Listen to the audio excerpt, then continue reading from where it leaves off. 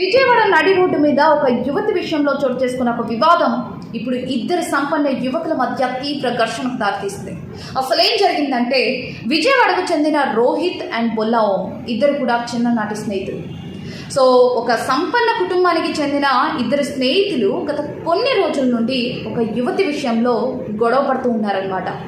అయితే ఒకరి గురించి ఒకరు తప్పుగా మాట్లాడుకుంటున్నారేమో అన్న అనుమానంతో ఇద్దరు ఫోన్లు చేసుకుని ఫోన్లో గొడవ పడ్డారనమాట.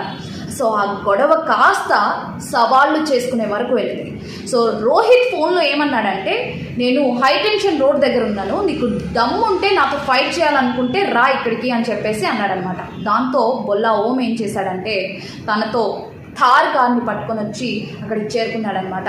సో అక్కడ రోహిత్ కార్ని చూసి ఒక్కసారిగా బొల్లా ఓం తన యొక్క థార్ కార్తో అతని కార్కి ఢీ కొట్టాడనమాట. దీంతో రోహిత్ అండ్ బొల్లా ఇద్దరు కూడా ఒకరి కార్లతో ఒకరు ఢీ కొట్టుకున్నారు. సో ఇలా ఒక స్ట్రీట్ ఫైట్ అయితే కొనసాగింది. అక్కడ స్థానికులు కూడా చాలా భయంతో అక్కడ పరుగులు తీశారు. ఎవరిని గుద్దేస్తారా అన్న భయంతో అక్కడ తమ యొక్క ప్రాణాలని గుప్పెట్లో పెట్టుకొని అక్కడ పరుగులు తీశారనమాట. అయితే ఇక్కడ బొల్లా ఓం తనతో పాటు ఇంకొంతమంది వ్యక్తుల్ని కూడా తీసుకొచ్చుకున్నాడు అతని మీద, రోహిత్ మీద దాడి చేయడానికి. అయితే వాళ్ళు రాడ్లతో రోహిత్ యొక్క కారు మీద దాడి చేయడంతో టైర్ పంచర్ అయిందనమాట. దాంతో బండి కదలలేదు, రోహిత్ అక్కడ నుండి పరుగులు తీశారనమాట. అయితే ఇదంతా కూడా సీసీటీవీ కెమెరాలో రికార్డ్ అయింది. దీనికి సంబంధించిన వీడియో కూడా సోషల్ మీడియా మాధ్యమాల్లో వైరల్ అవుతుంది.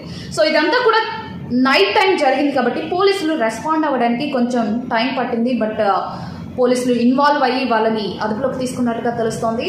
అయితే ఇక్కడ రోహిత్ అండ్ బొల్లా ఓం యొక్క బ్యాక్గ్రౌండ్ గురించి తెలుసుకుంటే ఖచ్చితంగా ఎవరైనా షాక్ అవ్వాల్సిందే. ఇద్దరు కూడా వెల్ ఎడ్యుకేటెడ్ ఫ్యామిలీస్కి చెందిన పిల్లలే అనమాట. ఇక్కడ బొల్లా ఓం వచ్చేసరికి పొలిటికల్ బ్యాక్గ్రౌండ్ ఉంది ఆయనకి.